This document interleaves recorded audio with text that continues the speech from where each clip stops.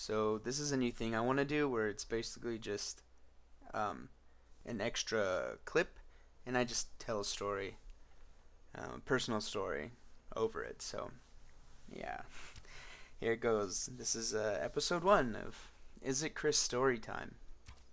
Um, I work at a coffee shop. I work at a pretty well-known international coffee shop. I mean, I'm pretty sure you've seen the logos everywhere. So don't go thinking I'm mega rad, because it's not like one of those mom and pop Caucasian with dreadlocks, no drug testing coffee shop.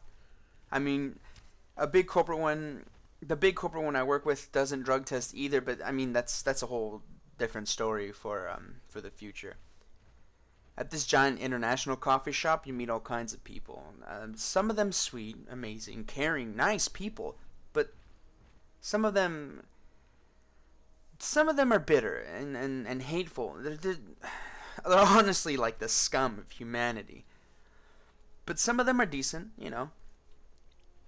This is a story of one of the awful ones. A very old, bitter, racist, empty shell of a human being. This is the story of Skip, the dying light of humanity. I first encountered Skip early into my years as a coffee jockey. He was quiet back then, you know, typical old person, small, wrinkly, and he pretty much just kept to himself.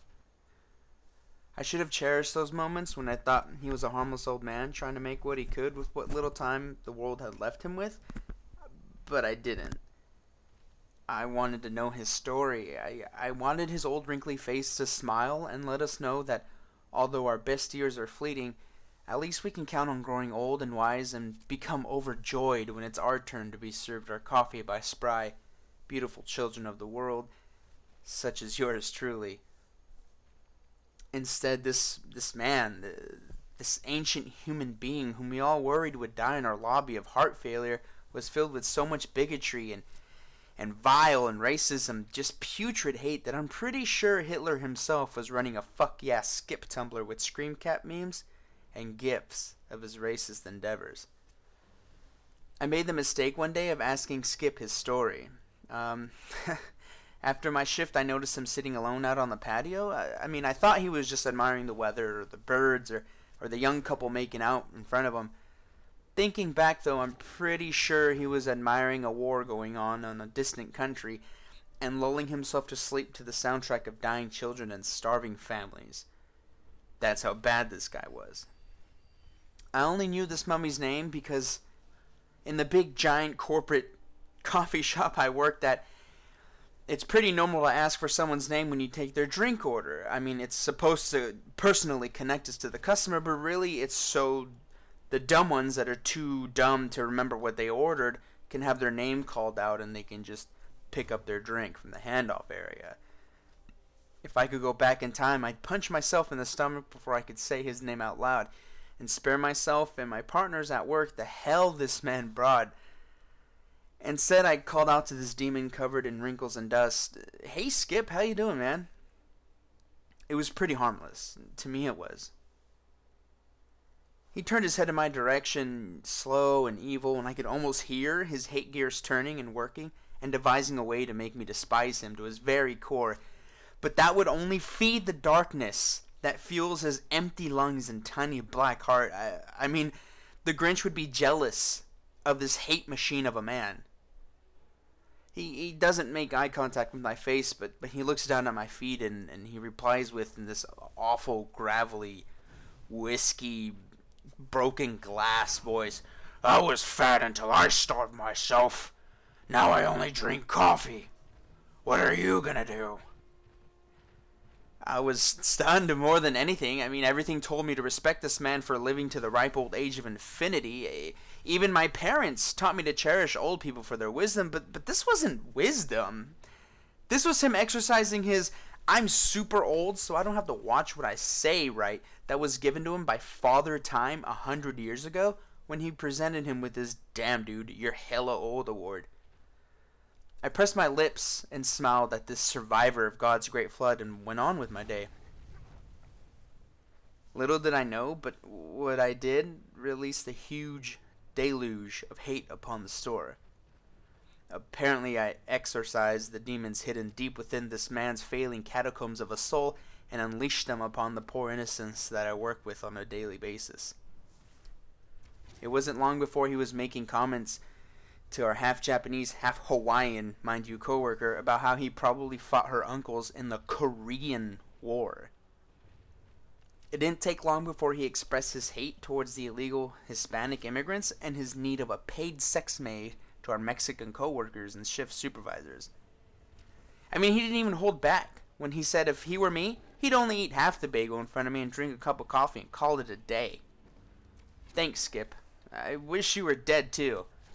Then maybe you'd be reunited with your nephew Lucifer, and you could play tonsil hockey with Medusa and have beautiful half-goat, half-lizard babies to infect the world in the shape of Fox News anchors with more hate and bigotry.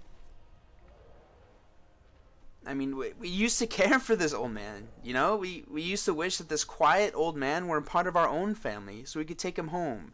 So we could spoon-feed him mushed steamed carrots before putting him to bed at 6 p.m. and take him for walks in the park and show him the wonders of technology. But, I mean, now all we wanted was for him to wrap his car around a tree. End the terror he brought upon us. We prayed he wouldn't take innocent lives if he ever decided to unleash his musket fire onto the world. And we also hoped that he'd trip and fall into a canal and die days later of blood poisoning due to his shattered pelvis and unanswered calls for help. His reign lasted close to 2 years. Every day we'd see him open the doors to, come in and get his coffee, and every day we ignored the flames of shadow and crows and snakes that flowed from his demonic presence. We tried our best not to provoke the beast by, not showing him emotion or throwing words in his direction. And for 2 years this went on, until one day we all just stopped and realized he hadn't been coming in. I mean, at first we barely noticed, but when the store is lacking its usual aroma of animal sacrifices and Pentecostal church chants, we wondered where Skip was. We wondered why our store looked brighter and why one of our other regulars' lung cancer had cleared up mysteriously, magically, miraculously. It didn't hit us until months of him not showing up that we realized he wasn't just coming anymore, or ever again, for that matter. We all speculated that he found another place to cast his dragon-shaped shadow on, or that maybe one of his great-great-grandchildren from the Industrial Revolution whisked him away to a nice home. I mean, hopefully closer to his favorite circle of hell, which is 8, by the way. Although it would be nice to picture him lying on his floor in agony, screaming for help for days, and his neighbors shutting their blinds and turning their music up to ignore his cries, I can't. There's no halo around my head or wings on my back, but if Skip did finally leave the plane of the living to see his niece, Queen Mary I, and live near a smoldering sulfur pool peacefully in the depths of hell, I hope it was quick. And honestly, I hope it was peacefully. I hope it was during the night, as he breathed in the last of his breath, thinking about flogging some minority or a Jewish person for owning Hollywood. He would have liked it that way. And if he's still around, or by some miracle he's watching this video, Skip, I just want to tell you something. I just want to say fuck you. You're an old blister of hate and pus, and I do fucking hope you wrap your car around a tree and die in the flames. You're gonna give a couple angels their promotions when they finally make you pass, because you're a big sack of dead dog. But, I mean, besides him being an evil human being, he was still a human being, and I guess I just wish him the best, and I hope he's not terrorizing anyone, but if he is, I hope he's safe. And that's the story of Skip, the dying light of humanity. Stay tuned for more stories, and feel free to ask questions. And share, I guess. Definitely share. Anyway. Stay tuned for more.